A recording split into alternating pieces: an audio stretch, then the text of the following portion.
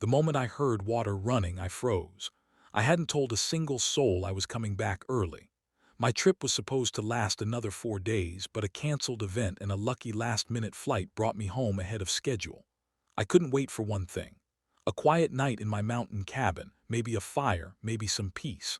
But that plan vanished the second I realized someone was in my shower.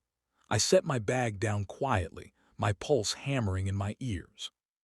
There wasn't supposed to be anyone here. I reached for the fireplace poker, cold, heavy, reassuring, and started down the hallway.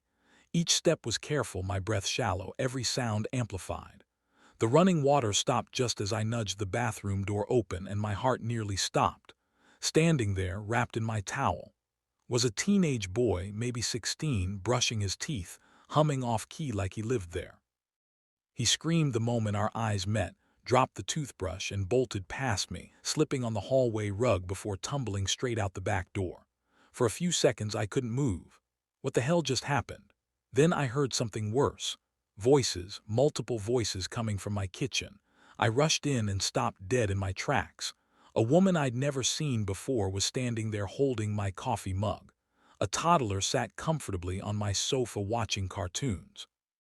An elderly man was snoring in my recliner, and there, right by my fridge, stood Karen. HOA Karen, the board member from 2 doors down. "Oh, you're back," she said casually, as if I'd just walked into her house unannounced. "We didn't expect you for a few more days." I stared at her speechless. "You broke into my house," Karen gave a dismissive laugh. "No, sweetie, we used your spare key under the frog statue. Everyone in the HOA knows you keep it there."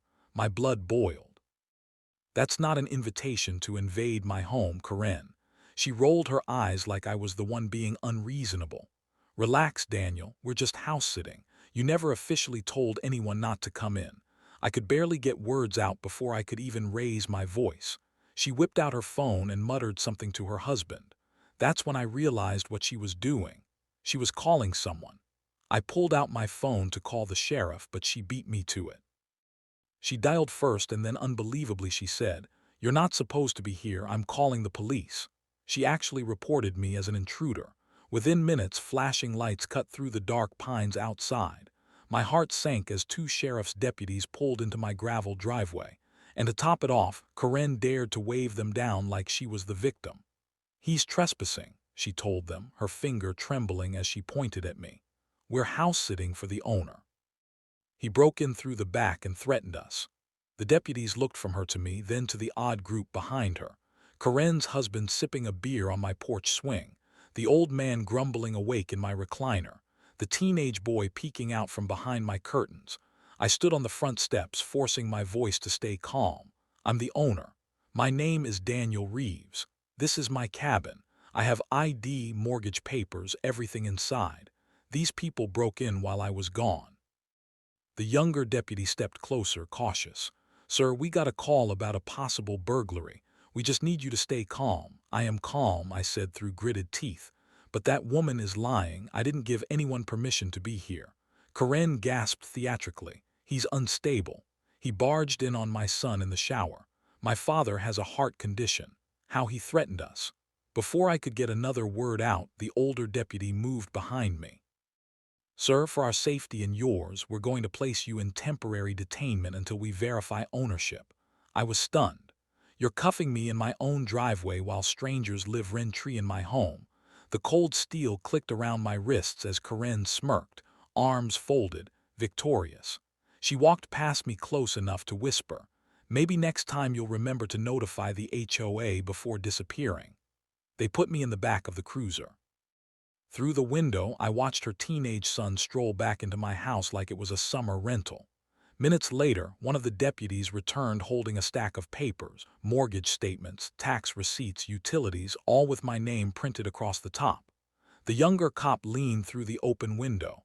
"Looks like this is your property, Mr. Reeves. We'll need to ask them to leave." I expected panic, anger, something. But Karen didn't even flinch. Instead, she looked the deputies dead in the eyes and said, "He violates HOA codes. We have authority here." And the worst part, the cops actually hesitated. "You heard her," I said, my voice tight. "HOA rules don't override property law. They broke in." Finally, the younger officer opened my door and uncuffed me. "You're not under arrest, Mr. Reeves, but we're going to have to sort this out before anything escalates." "Escalate?" I snapped. "There are 6 strangers in my house and I'm the one who got cuffed." Karen, calm as ever, reached into her tote bag and pulled out a folder, an actual manila folder with Twin Pines Lakeside HOA letterhead. She flipped to a page she'd already bookmarked. "This cabin," she said smugly, "is part of the Twin Pines Lakeside community, Section 14C, Temporary Absentee Clause. If a homeowner is away more than 72 hours without notifying the board, the HOA has the right to maintain the property for safety and community standards." I stared at her speechless and realizing this was far from over. The officers blinked. Karen smiled that infuriating practice smile. "We were merely exercising our community responsibility," she said sweetly. I stepped forward, trying to keep my voice steady. "That clause is about lawn care, Karen. It doesn't say anything about moving your entire family into someone's home." Her husband strolled out from the kitchen, chewing on a sandwich he'd made from my fridge. "Great place you got here," he said through a mouthful. "Real cozy." The older deputy gave Karen a firm look. "Ma'am, do you have written permission to enter this property?" Karen hesitated just for a second, but it was enough to expose the lie. Then she straightened her shoulders and spoke with fake confidence. "The key was accessible and this is a known HOA practice. Daniel left the place empty, unsecured. If anything, we were protecting it from wildlife and vagrants." I laughed bitterly. "Wildlife? I have motion lights, a fence, and security cameras. And vagrants, the only trespasser here is you." I turned to the deputies. "I've got the deed, the mortgage, every legal document you need." I marched into the cabin, the officers following close behind. The place looked like a short-term rental. Towels on the floor, dishes in the sink, toys on the carpet. They've been living here like it's a vacation home. That's not property maintenance. That's illegal occupancy. I showed the deputies everything. The mortgage, the bills, my ID. My name was on every page, and then sitting on the counter I noticed an envelope. My name was scribbled across it in childish handwriting. I opened it. Inside was a crayon drawing, a thank you note. "Thank you for letting us stay in your cabin, Mr. Reeves. Mommy says you're always gone, so she said we could use it. I love your shower, Mason." My face went red. I handed it to the deputy. His eyebrows shot up as he read. Karen turned pale and snapped. "That note is private. It's also evidence," I said coldly. "Evidence written by your kid admitting trespass in crayon." The deputy's expression hardened. "Ma'am, I think it's time we call this in. You and your family need to leave the premises now." Karen's smile finally cracked. She crossed her arms and hissed. "Not without a fight." The fighter's smugness vanished. Her face flushed a furious red as the officers made it clear they weren't buying her HOA nonsense anymore. "Ma'am," said the older deputy firmly, "you have 15 minutes to pack your things and vacate the premises.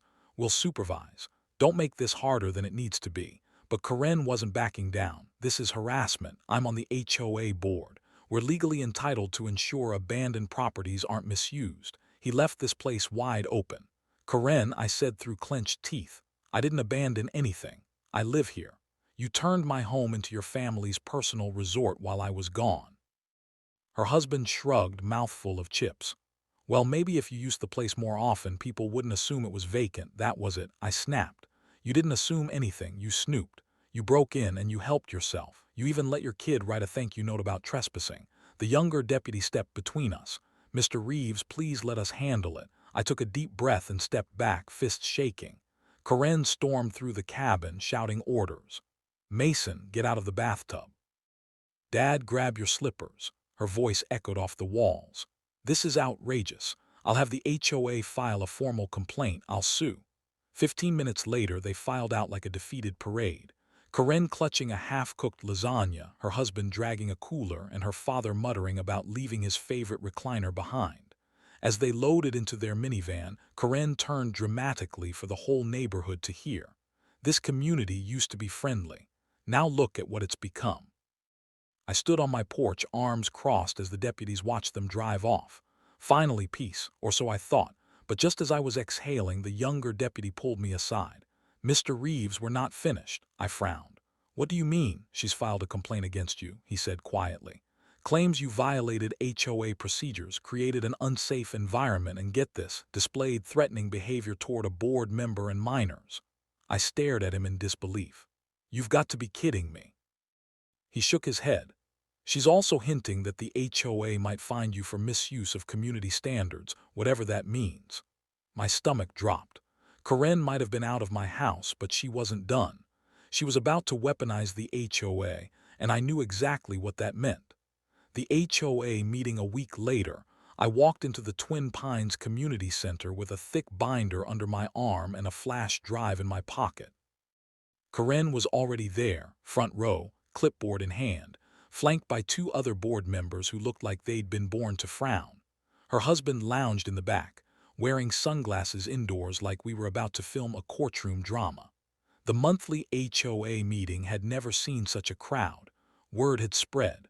I wasn't the only one Karen had overstepped with, but I might have been the first to fight back with receipts. Karen started the meeting as if nothing had happened. "Let's begin with community maintenance updates," she said cheerfully. "The lawn on Lot 7 is overgrown again, and we'll also be discussing an incident involving Mr. Reeves who violated section." I stood up holding the folder high. "With all due respect," I said, "we'll be discussing all incidents involving this board, especially illegal entry, unauthorized occupancy, and abuse of HOA authority."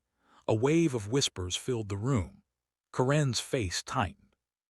"I have photo evidence, statements from sheriff's deputies, and a notarized letter from my attorney," I continued, "including a formal complaint against this board for misappropriation of HOA rights." Karen tried to cut me off. "You weren't following protocol." "I followed the law," I snapped. "You broke into my home, you moved your family in. You called the cops on me in my own cabin, and when they found out the truth, you retaliated with false claims." I plugged in the flash drive. The projector flickered to life. Up came a photo of her son in my living room eating cereal in his pajamas next to a time-stamped photo of me returning home. Then the letter. Then Mason's crayon note. The room went silent. A woman in the third row stood up. "She did something similar to us last winter," she said. "Told us our garage door was unlocked, then let herself in to check for leaks." Another neighbor followed. "She fined me $200 for leaving my trash can out one extra day while her car blocked the fire lane all weekend." The board members exchanged uneasy glances. Karen was sweating now, eyes darting as the whispers turned into murmurs. Then came the motion, then the vote. By the end of the night, it was unanimous. Karen was removed from the HOA board. Outside the community hall, she brushed past me without a word, but I couldn't resist. "Next time you want a vacation, Karen," I said quietly, "try Expedia." Not breaking and entering, she didn't reply, just kept walking, shoulders stiff, head down. And me? I went home to my cabin. My home finally empty, finally quiet, finally mine again. Like this insane story. Comment what you would have done if you found someone in your shower.